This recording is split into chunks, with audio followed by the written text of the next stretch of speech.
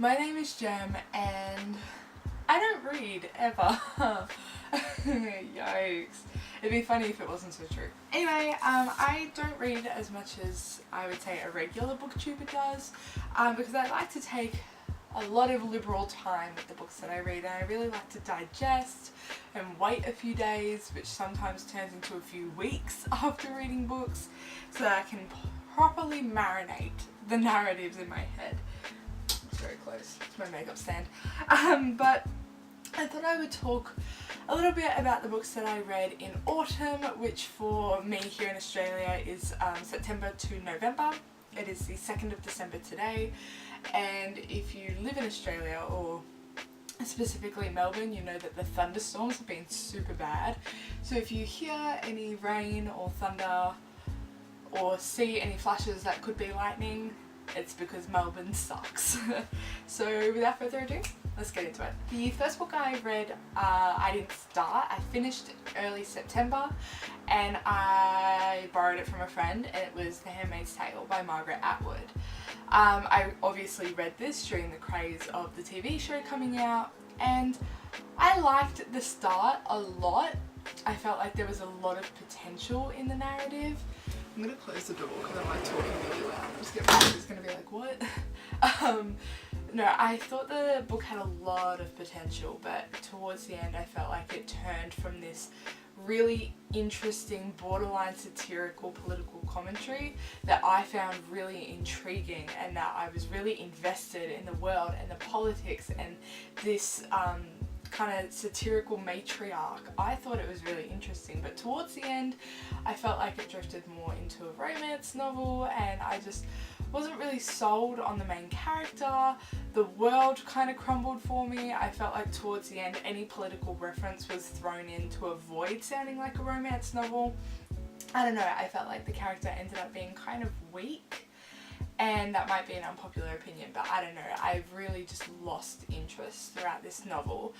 That being said, I think I gave it either a 2 or a 2.5 because the political system was of great intrigue to me, and I really did enjoy the kind of foundation that Atwood laid. I just didn't like the execution towards the end, but yeah, still 2.5.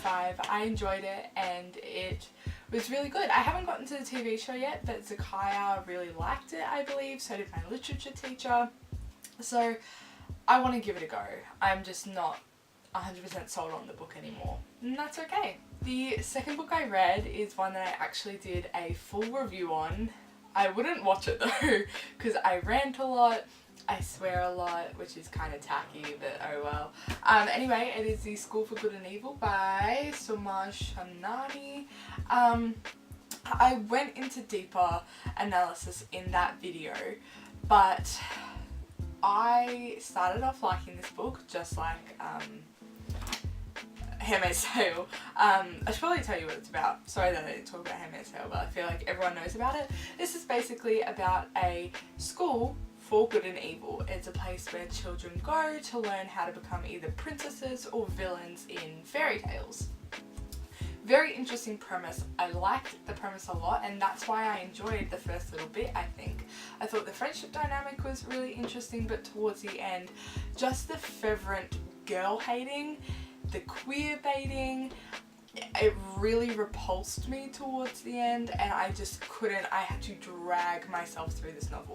The sexualization of young girls in this is also quite alarming, and I don't know, I really had to shove my eyes towards the end of the novel to just keep reading, keep going, keep digesting. I'm not saying that I wouldn't recommend this novel, but I would go into it not fully expecting a middle grade fiction like I was, because I was sincerely disappointed with the execution of this book. I think I ended up giving it a 1 out of 5, or maybe a 1.5 out of 5, not sure, but yeah, not too happy with the execution of this novel. Shifting gears a little bit, I have a very short essay. It is Politics in the English Language by George Orwell. This is really great. I love Orwell's political commentary. 1984 is one of my favourite novels. We're actually studying it for school this year, but I read this before I even knew that. His political commentaries are great. Animal Farm, The Hanging, all of that good stuff. His essays are my favourite. He's my favourite essayist, I think. Maybe Hemingway, but he's more of a journalist essayist. This is just really good. At the back of it is a review of Mein Kampf. I bought this on the Book Depository for like $2 and I 100% recommend it. He just kind of goes into how politics is at war, or I should frame that differently. The English language is at war with politics because language is being manipulated to suit the person and not the other way around. Orwell kind of campaigns for this idea that language shapes people, but we are moving into a political age in which people are changing language, which you can really see throughout his books and his other commentaries. I really recommend this. I gave it a 4 out of 5. Next, I read All the Light We Cannot See by Anthony Doerr. I've talked about this before. I haven't filmed a review yet, but as you can see, I'm meaning to. I adore this book. It is possibly one of my all-time favourite books. Actually, not possibly, it's one of my all-time favourite books. I would place it in the top 5, if not in the top 3. It is a historical fiction centred in World War II.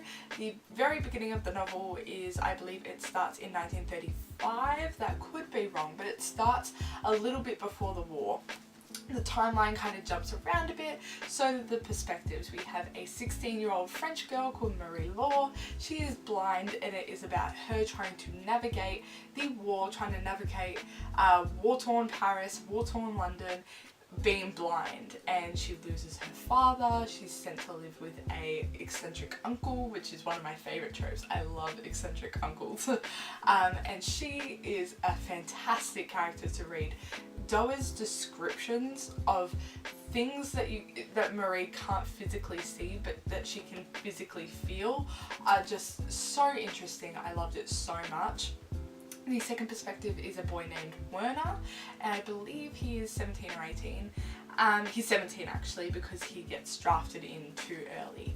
But he is the perfect Aryan German boy. He has snow white hair, bright blue eyes, and it's just about him being sent to this elitist science school because he loves like jigging things, he loves pulling things apart, putting them back together. All in all, this novel was fantastic. I genuinely cannot fault this novel. Maybe it was a little slow towards the end, but I just can't get over this novel. I want to reread it, and I read it like 2 months ago. Yeah, I really do want to do a review on this because I think everyone should read this novel. And I'm also on a trip to read all the Pulitzer winners. So this one 2014, I believe. 2015, my bad. It was shortlisted for a Man Booker. He worked on it for 10 years. You can tell the language is so refined and constrained, and it felt real. That was my favourite part of it. I have kind of drifted away from historical fiction because it's lacking its integrity, I feel like. If you're going to do a historical fiction, you need to be historically accurate. This book succeeds in that challenge, and I 100% recommend for everyone. Next, I read Unsold by Neil Shusterman. Loved it as well. It does suffer a little bit from middle book syndrome. This is the 3rd out of the 4th in the series. I adore this series with all of my heart. I think it's one of the most interesting plot lines and very, very relevant to today's ethical debates. It centers around a world that is post-war, and that war was fought between pro-choice and pro-life armies. They eventually settled on the process of unwinding, in which retrograde children can be retroactively aborted, meaning that their organs, their limbs, their different body parts can be harvested and given to people. The child still lives inside of those people, but the body itself of the child is no longer existent. Very, very interesting. The characters are so dynamic, so witty, so charismatic, so intelligent. This does suffer a little bit from middle book syndrome in the fact that it sags a little, drags a little. It's still incredible. I still gave it a 4 stars, and I would still wholeheartedly recommend this series. And the last one is kind of not a lovely note to finish on, but I'm going to finish on it anyway. It is The Little Passbook by Nina George. I have talked about this, I believe, in my top 5 romantic subplot video. I read this when I think I was 12 or 13, and I loved it. This is why I believe that you should never reread your favourite books, because I reread it and I hated it. I thought Jean, whatever, I felt he was disgustingly misogynistic at some times. I felt like the romance was very chemical, and I love the narrative of the story in the fact that this guy owns a bookshop that is a boat and he sets off on a journey to find himself. I just thought that most of the characters were insufferable. The only thing I liked was Max and the cats, which is very disappointing. So that wraps up the books that I read in autumn 2017. I hope you guys really enjoyed this video. Until next time, bye guys.